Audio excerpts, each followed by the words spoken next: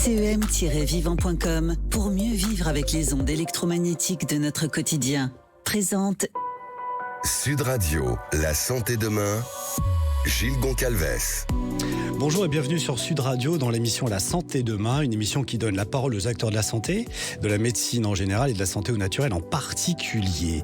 Aujourd'hui, nous allons parler de transgénérationnel, le principe qui désigne la transmission inconsciente de contenus psychiques par exemple, de traumatismes vécus, de conflits de secrets et ceux d'une génération à l'autre. Pour cela, j'ai le plaisir d'accueillir Bruno Clavier. Bonjour Bruno. Bonjour. Bruno Clavier, vous êtes psychanalyste, psychologue clinicien, enseignant, conférencier et auteur de nombreux ouvrages tels que Ces enfants qui veulent guérir leurs parents, L'inceste ne fait pas de bruit, Ils ne savaient pas, 3 petits points, pourquoi la psy a négligé les violences sexuelles depuis de nombreuses décennies, Les fantômes de l'analyste et encore ce dernier ouvrage que nous vous présentons aujourd'hui, Les fantômes familiaux. Qui était le premier dans l'ordre. Qui était le premier dans l'ordre. Qui sorti. Les fantômes familiaux, psychanalyse transgénérationnelle. Sujet passionnant pour lesquels en fait on évoque la transmission de descendants en descendants. Oui. Et on peut aussi parler de fertilité, ce qui fait le lien avec l'émission de la semaine dernière avec le docteur Marie Coupleux qui nous a amplement parlé de fertilité. J'ai entendu, c'était passionnant d'ailleurs. Merci. Bah oui. Merci à Marie. Ouais.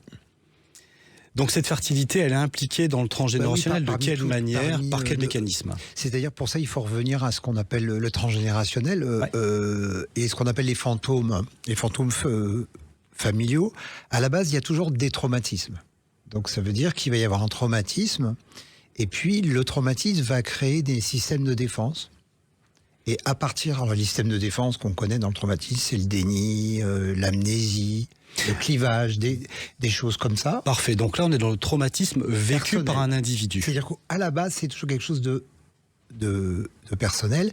Et la personne ne peut pas traverser ce traumatisme. Donc, elle va faire des mécanismes de défense. Donc, je parlais du déni, par exemple. C'est qu'elle l'a vécu, mais elle l'a pas vécu. Oui. Bon. Et on s'est aperçu que les traumatismes étaient transmis de génération en génération. Alors, on l'a vu par l'épigénétique. Au moins, maintenant, il y a un support plus... Avant, on l'avait remarqué, mais il n'y avait pas trop de support scientifique. Et maintenant, l'épigénétique nous montre ça. C'est-à-dire qu'il y a une transmission des émotions négatives, enfin, je veux dire, dues au traumatisme. Ça a été mis en avant dans les hôpitaux de Genève. Oui. En épigénétique, d'ailleurs. Et qui vont amener des répétitions. C'est pour ça que si on pense à la fertilité, parce que ça m'a fait penser d'écouter cette émission, c'est par exemple, il y a des verrous. C'est-à-dire, à partir du moment où vous avez un traumatisme à une génération, il va y avoir quelque chose qui est inconscient, qui est un mot d'ordre. Et dans le domaine de la fertilité, ça sera « tu n'auras pas d'enfant », par exemple. Mais ça peut être, ce que j'ai vu qui est très étonnant, « tu n'auras pas de premier ». D'accord, donc en plus, il y a des injonctions particulières. Des injonctions qui sont en rapport avec le traumatisme. D'accord. Par exemple, j'ai un exemple comme ça, et on peut débloquer ça, donc ça peut aider tout le côté, là ça a un côté psy-transgénérationnel. Bien sûr. C'est par exemple, j'ai le souvenir comme ça d'une femme, c'était très spécial, puisque elle a un enfant tout à fait normalement, et après... Elle n'arrive pas. Elle veut un deuxième, elle n'arrive pas. Et puis c'est très bizarre parce qu'à ce moment-là, la médecine s'est embarquée, quitte à aller faire des FIV, des trucs comme ça. Et puis il n'y avait rien qui marchait. Puis on a trouvé le trauma dans son arbre généalogique. D'accord. Et c'était un deuxième enfant qui était mort. Donc si il y a un deuxième, il va mourir. Et une fois qu'on débloque ça, hop, la femme, par exemple, tombe enceinte. D'accord, c'est comme un dictionnaire sur lequel il est indiqué, puisqu'il y a traumatisme sur le deuxième enfant, avoir un deuxième enfant, c'est traumatisant, voilà. Tu n'auras pas de deuxième enfant. C'est exactement la même chose pour les traumas personnels. D'accord. Par exemple, si vous avez failli vous noyer, vous avez peur de l'eau. Bien sûr. Sauf que là, c'est comme si quelqu'un, une génération, se noie et la génération d'après a peur de l'eau. Absolument. Donc, c'est compliqué parce qu'on ne sait pas d'où ça vient. Bien sûr. Donc, ça demande une investigation très précise. Exemple comme ça qui était caractéristique, c'est une femme, malheureusement, qui n'a pas eu d'enfant. Elle fait 8 FIV. Ouais. OK. Mais sa mère a fait 8 avortements. C'est pas un hasard. Absolument. Alors, il y a quelque chose qui s'est transmis, là, très négativement, et cette femme n'aura jamais d'enfant. Mais elle a fait 8 FIV. Sa mère a fait 8 avortements. Comme une injonction qui est une écrite, répétition traumatique avec une sorte de mot d'ordre. Et ça demande un peu de travail pour se dire, mais c'est comme un verrou. Ça demande Dans de le cadre l'investigation. de la fertilité, c'est comme un verrou, et ça peut aider avec tout le reste qu'il faut faire, bien entendu, Bien sûr. En premier. Médicalement Mais c'est parlant, tout c'est ça. ça. Mais une fois qu'on a fait le tour et qu'on n'y arrive pas, ça peut être intéressant d'aller voir ça. Absolument. Donc vous parlez aussi dans vos ouvrages de notion de crypte et de fantôme. moi, je ne parle pas tellement de crypte. C'est plutôt Taroc. C'est plutôt, oui, Mariette. Il y a un certain nombre de personnes qui parlent de crypte. Mais c'est quoi? C'est l'idée qu'il y aurait quelque chose d'enfoui, un peu comme dans une crypte en nous. Moi, je n'utilise pas parce que la crypte, on dirait que c'est mort. Or, c'est pas mort, c'est très vivant. C'est-à-dire, ce ne sont pas des injonctions dormantes. C'est des injonctions qui n'arrêtent pas. C'est-à-dire, par exemple, si j'en reprends le thème de la fertilité, c'est que, par exemple, il va y avoir un énorme désir d'enfant. Intéressant. Et puis ça va tourner, et en même temps ça va tourner sur place, ça va pas pouvoir bouger. Donc j'utilise pas la crypte parce qu'on dirait que ça dort. Mais je veux lancer sur ce sujet, oui, sachant que vous alliez m'emmener le fait que c'était vivant. que c'est vivant. Donc voilà. du coup, ce qui est extrêmement intéressant, c'est que beaucoup se figurent que dans le passé, il y a eu un traumatisme, c'est verrouillé, c'est donc mort quelque part, alors qu'il faut bien comprendre que ce traumatisme est tout le temps actif et Tout le qu'il temps passe de actif. génération en génération jusqu'à ce qu'il soit résolu. Jusqu'à ce qu'il soit résolu ou pas. Ouais. Ou pas. Et en particulier, comme j'ai reçu énormément d'enfants, moi j'ai pu théoriser grâce aux enfants. J'ai reçu des enfants, puis c'était tellement transgénérationnel que j'ai appris avec eux. J'ai pas appris ça à la fac, ce que je fais. Et avec les enfants, c'est limpide, c'est clair, parce qu'on sait qu'ils n'ont pas eu de traumatisme, la plupart ceux que j'avais reçus. Donc quand ils n'ont pas eu de traumatisme, on sait que c'est les traumas de leurs parents ou des grands-parents ou ainsi de suite. Vous voulez dire qu'ils ont un comportement particulier Ah oui, et dès qui la est naissance. un non-sens pour eux, et à ce moment-là, on peut aller vers le quand on a fait le transgénérationnel. tour, c'est-à-dire une fois qu'on a écarté tout le côté pathologique, c'est une bonne famille, ils font tout ce qu'ils peuvent et tout, et vous avez des enfants qui vont, j'ai reçu toutes sortes de choses d'enfants, mais je sais pas, qui commencent à se taper la tête contre le mur à 6 mois, on comprend pas ce qu'il fait, on dit qu'il est autiste, et puis on peut dénouer ça si on trouve le trauma transgénérationnel. Là, il faut pas souvent aller chercher loin, c'est les parents ou les grands-parents. Donc le trauma peut être très proche.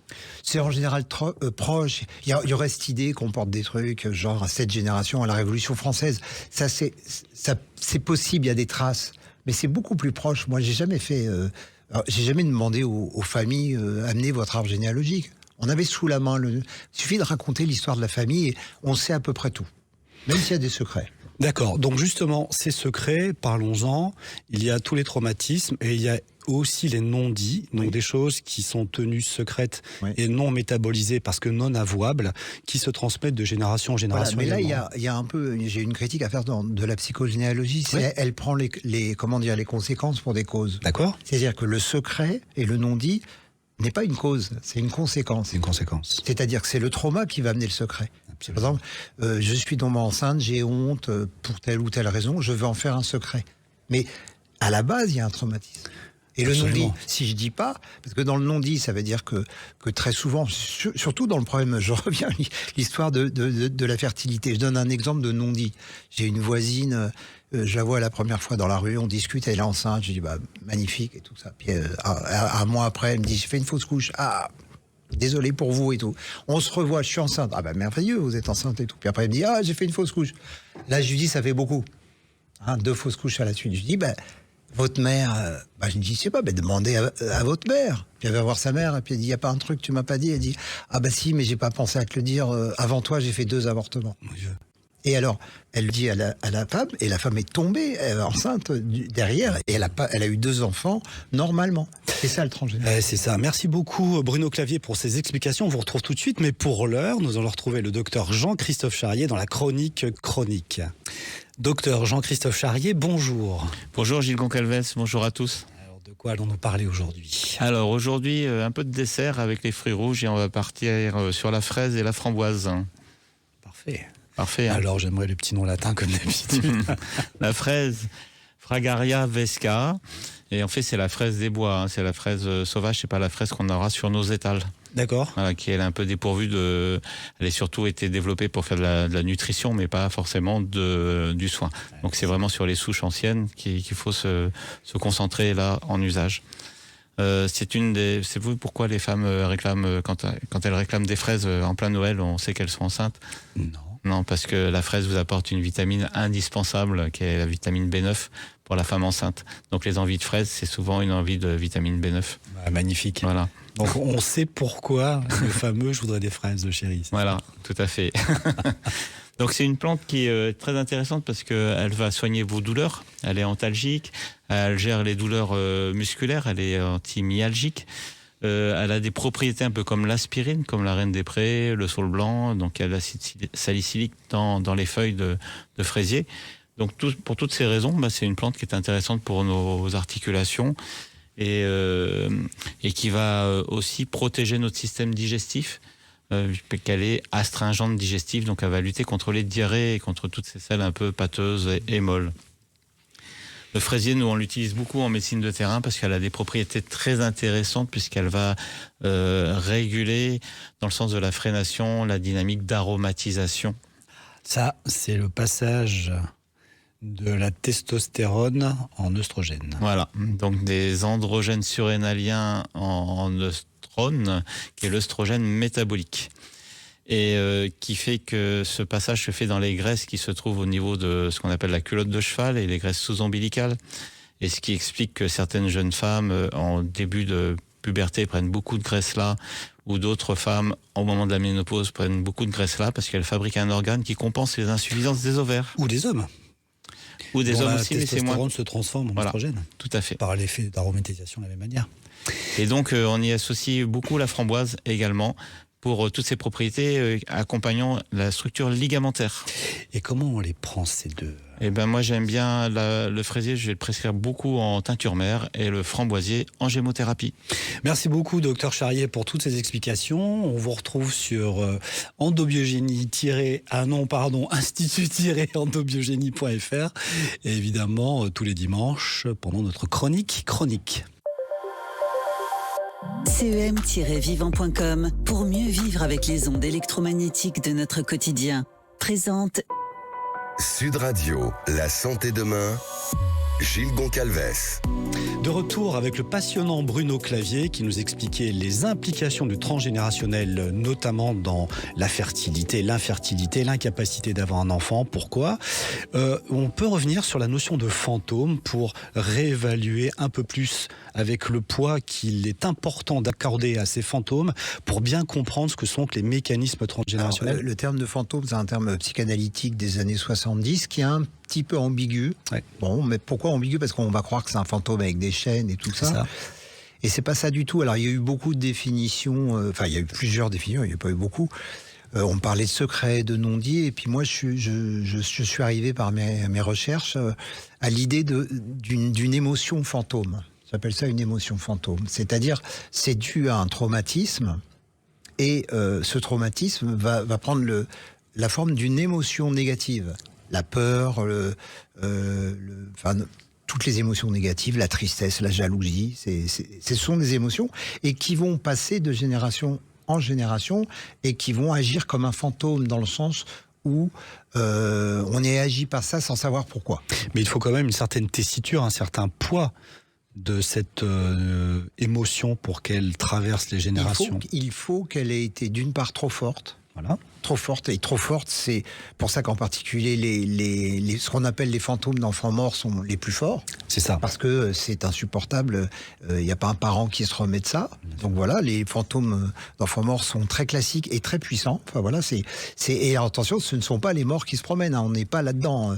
On a bien compris que c'était la force de la mémoire. C'est pas les enfants morts qui viennent, c'est la mémoire des traumatismes en général de leurs parents. C'est cette mémoire-là qui fait que, je donne un exemple aussi, c'était un enfant comme ça qui venait pour un certain nombre de troubles et tout. Et puis à un moment on comprend avec sa maman qui parle d'un enfant qui est mort frappé par une voiture 2 générations au-dessus. D'accord. Et là l'enfant il avait 8-9 ans, il capte, il dit j'ai compris, c'est pour ça que tu hurles à chaque fois que je suis au feu rouge. Tu me hurles toujours dessus, attention. Et puis l'enfant avait compris. C'est ça, c'est une émotion fantôme. C'est-à-dire, et ça vient hanter et ça vient embêté, quoi. Donc c'est un mécanisme, une transmission. On peut aller un petit peu plus loin dans ces mécanismes de transmission? Alors, le mécanisme de transmission, moi, je suis scientifique. On n'a pas trouvé encore, parce que l'épigénétique répond imparfaitement à ça. En particulier, pourquoi? Parce que j'ai observé qu'il y a transmission de fantômes chez les enfants adoptés. Ça, c'est compliqué. Ça veut donc dire que on est obligé de sortir du biologique, là. Absolument. Parce que, puis j'ai des preuves, c'est-à-dire j'ai vraiment des preuves de transmission de ça. Donc l'enfant est adopté, et ce que vous voulez dire, c'est qu'il a porté la mémoire des parents d'adoption. Voilà. Donc et pas en biologique. particulier, plus il est adopté tôt, plus il porte cette mémoire. Ça aussi, c'est intéressant. Comme s'il y a une perfusion, une transfusion mémorielle. Voilà, c'est-à-dire, j'ai un exemple très rapide d'un enfant qui était autiste, psychotique et tout ça, et puis qui un jour se fracasse les testicules en séance, tout seul. Il avait 9 ans à ce moment-là. Puis je lui dis, mais qu'est-ce qu'il fabrique? Il n'avait jamais fait ça, il se tapait, quoi. Et puis en fait, tout d'un coup, le père retrouve la mémoire. Et il se rappelle un traumatisme où des grands enfants l'avaient attrapé, lui avaient broyé les testicules. Mais c'était un père adoptif. D'accord. Donc, et il l'avait évidemment jamais raconté à son fils. Il avait même perdu la mémoire de ça. Ça, c'est intéressant. J'en ai des tonnes de choses comme ça. Vous travaillez beaucoup avec les dessins. Oui, les dessins d'enfants. Pour décrypter ce que dessinent les enfants. Et dans les dessins d'enfants, on a le transgénérationnel d'une façon incroyable. Il est décrit, c'est ça? Il est décrit, c'est étonnant, il y a même des visages, enfin voilà, j'ai des choses, c'est tellement troublant. Allons-y sur les visages. Pour moi, c'est scientifique. On trouvera un jour quel est ce mode de transmission. C'est pas plus ésotérique que le téléphone portable, mais on trouve pas encore. On ne sait pas comment ça passe. Oui, bien sûr. Quels seraient les symptômes vers lesquels on pourrait se tourner vers du transgénérationnel? Alors, chez les adultes, je dirais qu'il n'y en a jamais pur. Pourquoi? Parce que les adultes ont eux-mêmes des traumatismes. Donc, et malheureusement, ils confondent. Dans leur propre vie, vous voulez dire? Donc, des fois, ils confondent. Ils disent, j'ai ça parce que c'est mes grands-parents. Non. Un adulte, il a toujours sa vie avec ses traumatismes. Ça demande donc une expertise quand même. Parce qu'il y a quand même beaucoup de courants qui malheureusement font des associations brûle pour point au premier degré qui sont quand même malvenues parce qu'on peut très vite mettre sur le compte du transgénérationnel ce qui n'en est pas. Oui, on va par exemple dire j'ai mal au cou parce que mon ancêtre a été guillotiné. Oui, c'est ça, on l'entend souvent. Je dis pas qu'il n'y a pas de rapport, mais il faut pas exagérer. Parce qu'il y a peut-être un rapport, on ne sait jamais. Mais pas à ce point-là. C'est-à-dire il faut aller voir déjà qu'est-ce qui vous est arrivé. Vous n'avez pas eu un trauma, vous n'êtes pas tombé de cheval ou je sais pas quoi. Absolument. Il faut quand même être là. Mais par contre, avec les enfants, c'est assez troublant, éclatant, notamment quand on obtient des guérisons. Et je dis le mot guérison, parce que j'ai assez de recul pour savoir que les symptômes pour lesquels ils étaient venus sont partis. Et des fois très vite.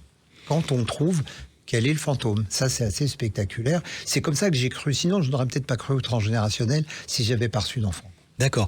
Vous parlez parfois d'enfants qui viennent dans les familles emmener quelque chose. Oui. Peut-être un enfant de réparation, par exemple. Oui, il y a beaucoup ça. Hein. Ouais. Il y a beaucoup ça. Je cite le cas d'une petite fille, c'est vraiment un cas d'école, et qui avait amené ses parents, parce que c'est presque ça, elle faisait des convulsions dès qu'on lui disait non. Bon. Et puis, petit à petit, on a trouvé un peu la solution, et la solution était absolument dramatique, c'est-à-dire qu'elle était... Là encore, c'est une histoire, on va dire, pas de fertilité, mais de naissance. C'est que sa mère était enceinte du 4e enfant, et en fait, c'est quand sa mère a été enceinte, alors qu'elle ne savait pas que sa mère était enceinte, qu'elle a commencé à faire des convulsions, et puis on a pu trouver, mais il a fallu des années, c'est presque sur 10 ans de travail, parce qu'ils sont venus me voir plusieurs fois, et il y avait un secret de famille dans lequel l'arrière-grand-père avait tué son 4e enfant à la naissance. Mon Dieu. Et qu'il y avait une histoire de 4e enfant qui s'était transmise, on appelle ça la transmission des signifiants. Transmission signifiant, bien sûr. Des signifiants. C'est pour ça que dans la fertilité, ça peut être 1, 2, 3, 4. Et là, le 4, c'était un enfant va être tué. Et là, c'était insupportable. Donc c'était extrêmement bien codé. Oui, mais totalement inconscient pour tout le monde. Absolument. C'est-à-dire, c'est juste que parce que j'ai remarqué quand elle a joué qu'il y avait 4 qui revenaient tout le temps. D'accord. Je dis pourquoi elle fait toujours 1, 2, 3, 4. C'est juste ça. Okay. Il y a d'autres méthodes que vous utilisez d'investigation pour faire le tri entre ce qui est transgénérationnel, ce qui ne l'est pas, ou justement pouvoir plus facilement, bien sûr c'est de l'investigation, donc ça demande parfois plusieurs séances, lire ce que les enfants emmènent en transgénérationnel à travers leurs dessins. C'est-à-dire que à partir du moment où il leur est rien arrivé et qu'ils ont des symptômes, il faut donc bien vérifier qu'il leur est rien arrivé, être à peu près sûr, qu'ils font des symptômes incroyables. À ce moment-là, on s'empare du transgénérationnel. Et l'intérêt avec les enfants, c'est pour ça que c'est un peu magique, c'est que dès qu'on a trouvé ce que j'appelle le dossier, ils guérissent. Ça, c'est important. Dès qu'ils entendent par exemple, je donne un exemple. Comme ça, c'était une petite de 9 ans, on disait qu'elle était anormale. Alors, les parents me l'amènent, elle était en psy depuis 4 ans déjà, puis ça marchait pas du tout, et puis elle était anormale. Moi, je la trouvais un peu hyperactive, mais pas anormale. Bon. Et partout où elle allait dans une école, on disait, elle est anormale, la petite, elle est anormale. Jusqu'à ce que je demande à la mère, mais avez-vous eu d'autres grossesses? Et la mère me dit, ah oui, mais je veux pas en parler. Bon, je dis, il faut parler, là. La petite, elle est là-bas. Avant elle, j'ai été obligé d'avorter d'un enfant trisomique, d'une petite fille trisomique. Bon. Et donc, la petite, elle s'agitait tout le temps. Elle était en train de... Elle savait quelque part qu'elle avait une sœur qui avait été avortée. Bien sûr. Et avortée tardivement, à 4-5 mois, je crois, un truc dur. D'accord. Voilà. Et elle était porteuse de sa sœur parce qu'on lui avait pas dit. C'est là qu'on parle des non-dits, quoi. Absolument, ça veut dire que dès l'instant où l'enfant prend conscience, il abréacte, il y a une abréaction forte. C'est comme si par ses symptômes, elle est en train de dire anormal, mais elle ne sait pas où c'est, elle ne sait pas ce que c'est. D'accord, donc en fait, la prise de conscience dans ce cas-là suffit à rétablir la situation. Avec les enfants, c'est ça qui est bien. Avec les adultes, c'est plus compliqué, mais ça arrive. Et dans le domaine de la fertilité, ça arrive. Merci beaucoup Bruno Clavier, c'est passionnant. Nous aurons l'occasion de réitérer ce genre d'émission. On peut vous retrouver sur votre site internet clavier-bruno.org. Et chers auditeurs, je vous dis à dimanche prochain, 15h30. Sud Radio, la santé demain, Gilles Goncalves. Vous a été présenté par CEM-vivant.com pour mieux vivre avec les ondes électromagnétiques de notre quotidien.